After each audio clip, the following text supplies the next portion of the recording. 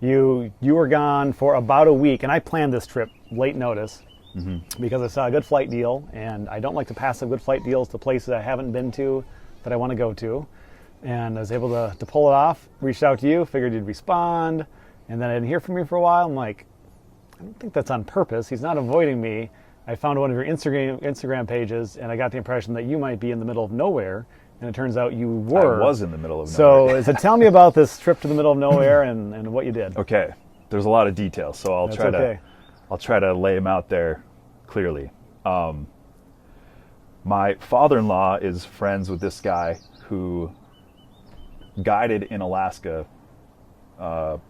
in the Arctic, in the Southeast, all over Alaska. He's hunted in Africa, and basically invited my father-in-law to go on a bear hunt. He has a fishing boat out in Bristol Bay, a big salmon run. So he has to get ready for that. So pretty much said, hey, why don't you take me? So geared up and basically flew to Sandpoint, Alaska, which is on Popoff Island, approximately 800 miles down the Aleutian chain. How far of a flight is that on a smaller plane? It was a 2.5-hour flight. Okay. So, which, you think of you take a 2.5-hour flight anywhere else and you're going to be in a different state. Yeah. So anyways, the guy I went with, his name is Norm Goldslager. That's a good name. And I met him one time a few weeks before everything went down. And he's like 70 years old, by the way. I just have to throw that out there. Okay. So he's an old guy, but he has a lot of experience. So if you're going to go brown bear hunting for your first time, why not go with a guy that's guided and hunted a crap ton of times, so you're not just going out there without knowing what you're doing. Mm-hmm. So we get to Sandpoint, and we still have to get from there back across to back to Alaska, the mainland of Alaska. And we get there without really having that trip cemented in yet. Like in what way? So there's a guy he used to use that had a landing craft boat who would load up all your gear, dump you on the beach, and that's where you're hunting. That guy, not doing it anymore. So Norm is a mechanic, like factory certified Ford, GM, all that stuff. Got in contact with a guy out there who needed some work done on a pickup truck. So we had to bring out like an OBD2 sensor and a steering wheel puller, and I had to ship down a distributor and a test light and all this stuff so we could try to get this guy's truck working, so we could barter for a trip in a boat to get to where we wanted to go hunting. So there was a lot of variables that had to play through to actually make this hunt a success, because we were just kind of doing everything like it was going to happen. Uh-huh. So, I mean, we flew out there, and then come to find out everything works. So this guy's truck, we didn't actually get it fixed all the way, but it's close. Made progress. So his nephew has a 48-foot seiner, which is a fishing boat. Mm-hmm. Big nets, and you basically, they call it a purse seiner. It run the nets out, and they pop this thing in the water, and it catches all the salmon, and they hoist it on board. So this kid, his name was Billy, agrees to take us for a ride on his boat. So it was a 4-hour boat ride from this island back across to where we're going to hunt. So this, I think, helps to describe Alaska. The best way to get to this part of Alaska on the mainland was to go to an island Yes. and get a boat, which you weren't even sure you could get, and you found a way to get on this boat for 4 hours. And now they have a plane up here called the Super Cub, which is like it's got big tires, lightweight. You can pack some, a pilot and a hunter and some gear, and they can pop out and they can land in like anything. They can land on the beach, they can land on the tundra, they can get you out there. So that's the best way to go to the remote places. In that instance, that would have been perfect, but all the guiding services and outfitters were booked with their own clients. So the chance of us getting a flight on a Super Cub was like, they were too busy taking care of their own people. And the reason why that's so is because this Alaska Peninsula brown bear hunt is, some guys, it's like they spend their life savings to go on that hunt. I mean, it could be anywhere from like $20,000 to $40,000, depending on the guide and the services provided. I mean, guys are spending some serious money to do that. So it's a once in a lifetime trip for most people, I'd imagine. Once in a lifetime trip. So that's why I was like, okay, well, I got to do this, you know. And even from somebody being here, it still costs a little bit of money, but nothing like, nowhere in the ballpark of $20,000 to $40,000. This is where knowing a few people saved you a lot of money and got you the trip. Yeah, this is where being a local definitely came through. Okay. So we take this boat to the hunting grounds, 4-hour boat ride, and throw the stuff in a skiff, haul it to shore. And now we get there, it's a Monday, the 10th, it's 11 o'clock at night, and we're literally in the middle of nowhere, right? Now we got to set up camp. It's starting to get dark. You know, we're like trying to get that all taken care of and go to bed. First morning, we're kind of messing with camp, getting a little more things set up, and here comes a brown bear right into camp. Talk about being caught off guard. We jokingly just said, hey, we ought to put some ammo in our rifles just to have, you know, next to a tree, or, you know, have it with you. Yeah. I had a 44 chest holster. I was wearing that, so I had something, you know. But Norm, the guide, basically said, this bear, 2-year-old bear, we need to scare it away. So we had to fire a few shots at it, and we're like banging on stuff and like yelling at it, and eventually it takes off. Why 2 years old do you have to scare it away? Any reason? They're just small, and out there's like a categories of size for a bear, and it's like 10-foot plus bear. Okay. It could be hunted out in this area, so, which is a huge, I mean, just huge animal. Did you need to get like a license or a tag to even do this? Yeah. And in the size that mattered? The size of the bear doesn't matter. Okay. It's just the brown bear permit, essentially, for that game unit. So him knowing that there's much bigger bears in such thick bear country was like, don't shoot it. We can get this bear out of here. And so we did, and it kind of circled around us, and it was walking down the beach, and there was some other guys who had landed on the far end of the bay we were in, who landed on the Super Cubs, and we're watching this bear walk down the beach through the binoculars, and next thing you know, they're like waving, and the bear's coming into their camp, and they had to fire a bunch of shots, and I don't know if they ended up having to shoot it. You don't want to kill it, but you also don't want it to like cause problems in your camp, right? Is that the point of scaring it away? And now, according to him, humans are not on their menu when they come out of the den. They're looking to get grass and stuff to open up their digestive tracts, and just get ready for like the salmon. It's mating season, so they're trying to take care of all that. So they're really not that interested in people. Is this area remote enough that these bears would have never seen people before? Totally. Most likely. Most likely, yeah. So, in fact, in all the commotion, Norm said that he's never seen a human before. I mean, as our guns are dry, don't shoot it, Luke, don't shoot it.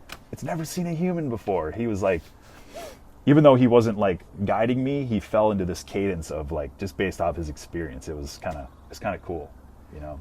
So, okay, I'm going to have a billion questions.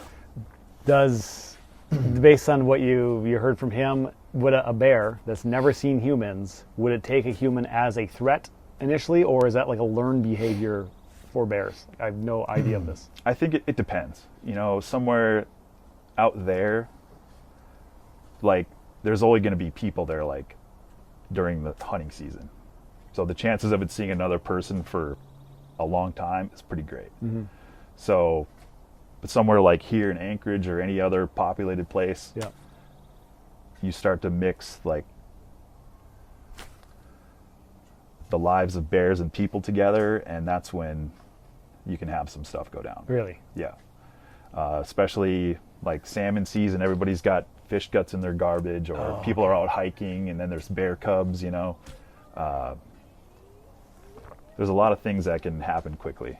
So But out in a place like that where they're not really associated with people, like, I mean, I really wasn't even scared of the bears, you know. So and you've seen a lot of bears, though, I'd imagine. we've seen quite a few, but I don't know, it's hard to describe the feeling of how it, I mean, just having that bear come into camp, but I never really felt like it was going to come at me. Yeah. I kind of felt like kind of in control of the situation. Were you deceiving yourself with this? I don't know, man. It's like it happened so quick. How big is a 2-year-old bear? I mean, maybe 7 foot. Big enough to cause you lots of problems if you. Oh, it could take your head off. Okay. Like, no questions. But yeah, just him knowing that there's bigger bears out there, it called the shots. We got it out of there, and we definitely had a laugh over it after a little while. So Okay, let's get back to the story.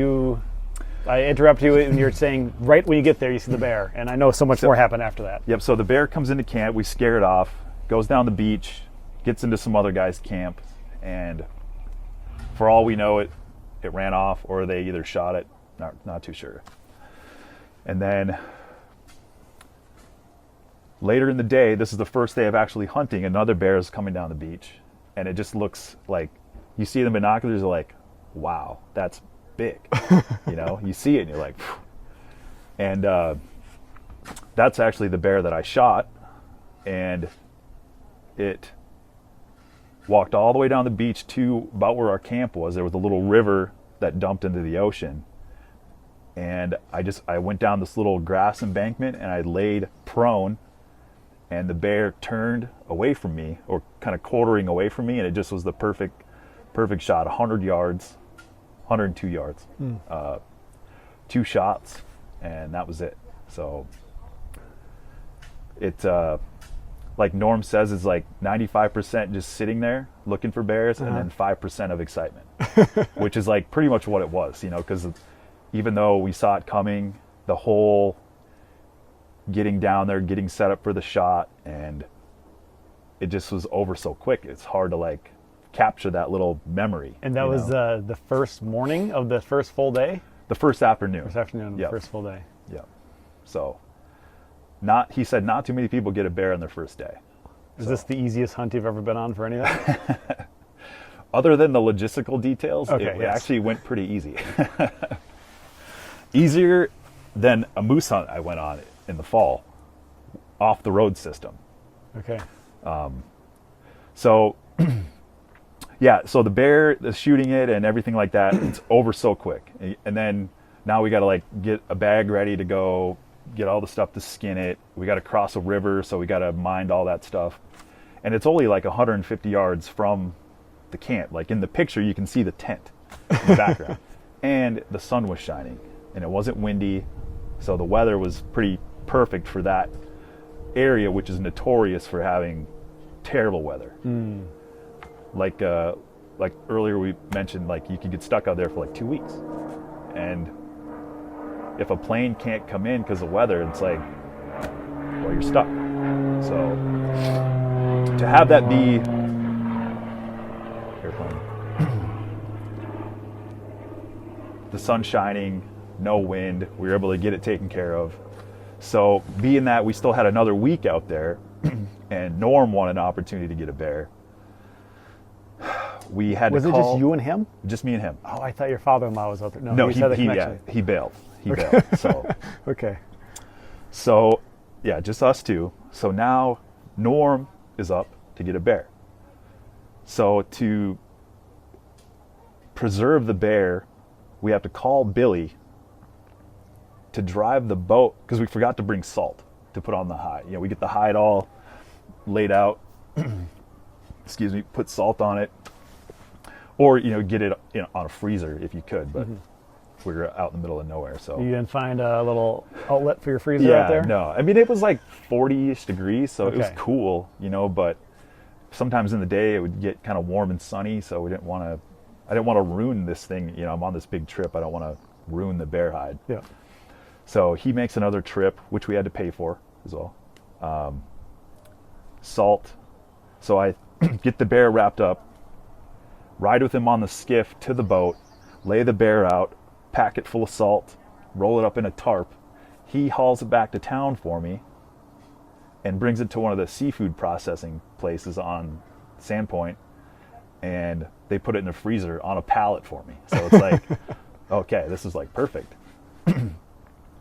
So the rest of the days out there, we saw one more bear 200 yards in front of the tent early in the morning, and it was kind of darting through some alder bushes and never got the opportunity to get a shot. I mean, by the time it was in this clearing, it was like 600-700 yards away. With a big giant animal, even though you're shooting a high caliber rifle, you don't really want to be taking that kind of shot. What would be the furthest distance that you'd really go for?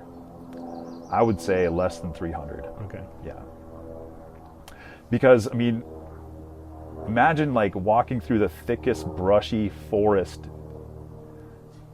you've ever been in. Things you have to like contort yourself to get through, and the bears can just plow through that. And if you shoot something and it goes into that, it's a lot of work. First you got to find it, and then second of all, you got to be able to get there. Mind you, you could be hiking straight up a mountain. So you definitely don't want to have any tricks. You want it to be basically dead right away. Yeah. Okay. Dead and an open area that you can get to. you can Yeah. get to. And like, there's swamps and like water just all over the place. Like you look at an area like on a map or, from a plane, and you're like, oh, that looks pretty clear. We could probably walk around there like no problem. And then you get there and the grass is over your head or something, things you can't account for until you're on the ground. So anyways, we end up spending a few more days, and it got really nice, sunny and warm, and the bears they're just not really moving around when it's that way. I mean, they have big fur coats on, and it's not really their weather, unless at night, they're more active, but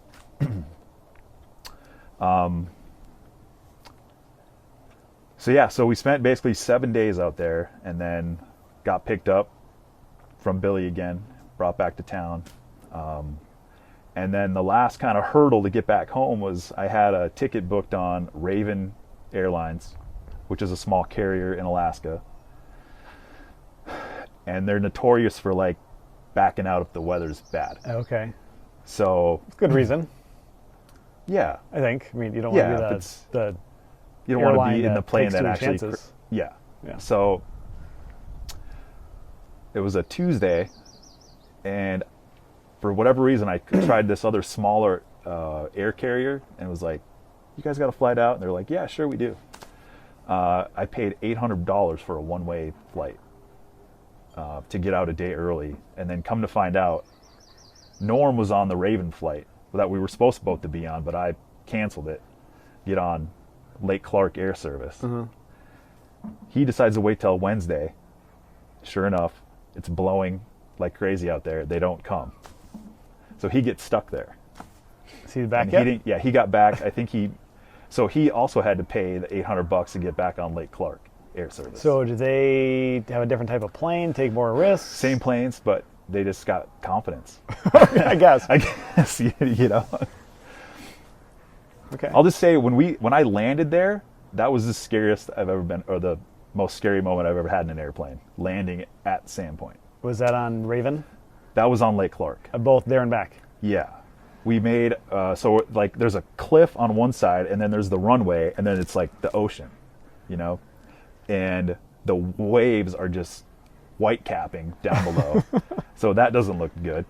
And then the plane is about to hit the runway, and it just, this big gust of wind, and it just is, whoa. And he has to full throttle, make another pass, and tries to land the other way. And the whole time we're making this circle, and the plane is just bouncing and bouncing and bouncing. Holy crap.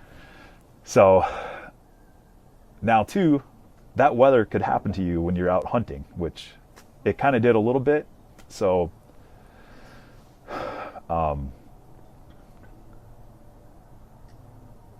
anyways, the trip getting back, it ended up working out in my favor. Norm got stuck there.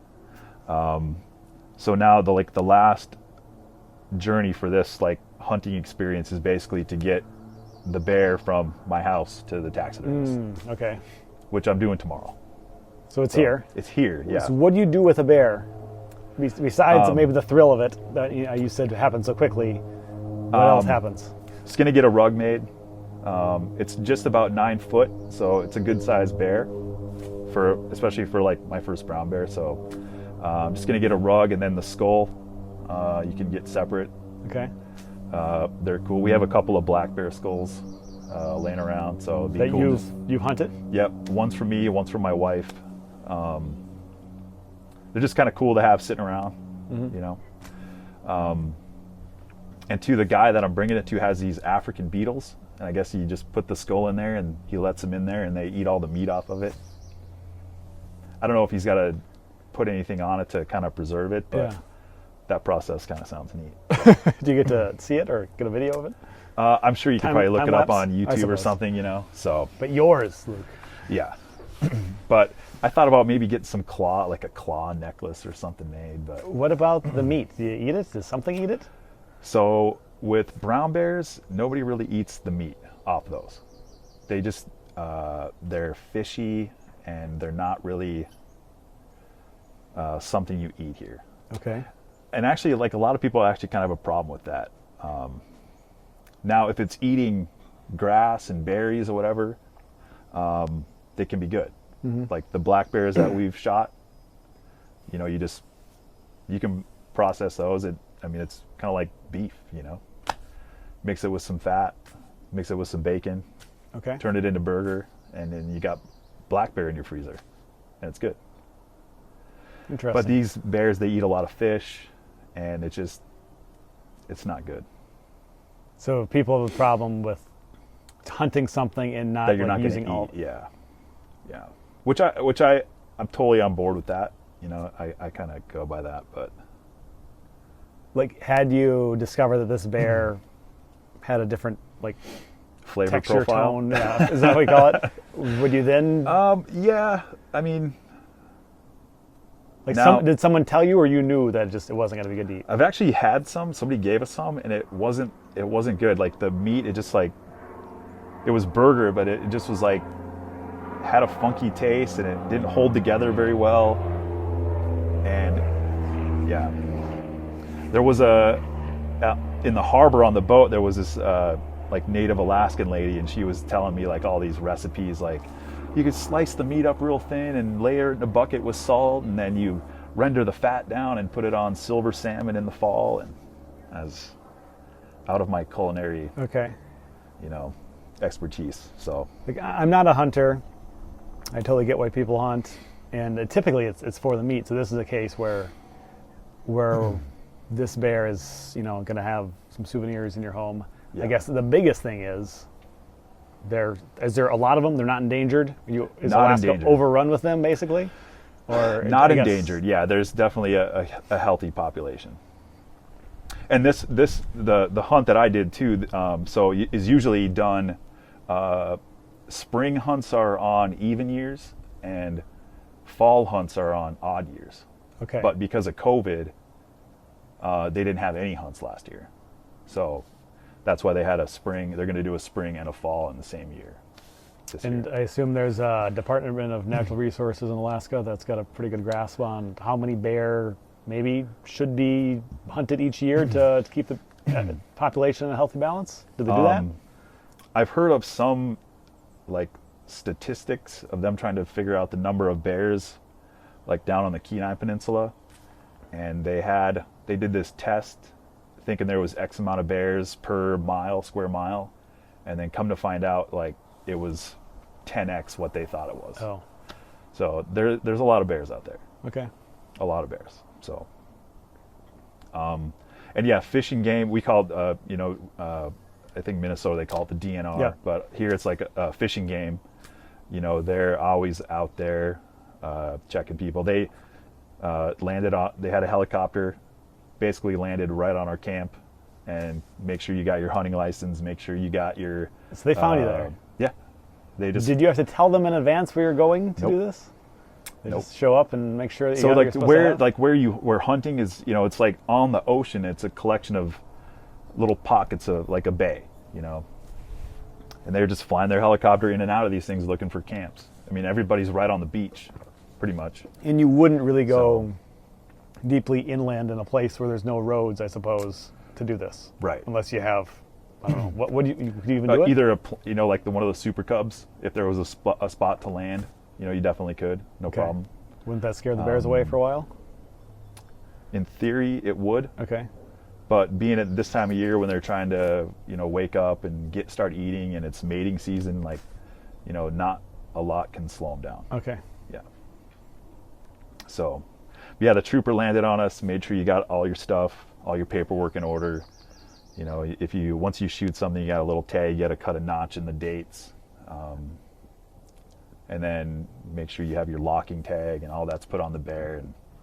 And I've even heard of them guys that sheep hunt, and like right when they shoot the sheep and get it down, like they're flying a helicopter, making sure they put a notch in their tag. So Sheep here in Alaska? Or is Yeah. this somewhere else? Doll Okay. sheep, yeah, Just roaming the wild? yeah. Being food for what? Who's eating that thing? Doll sheep, Yeah.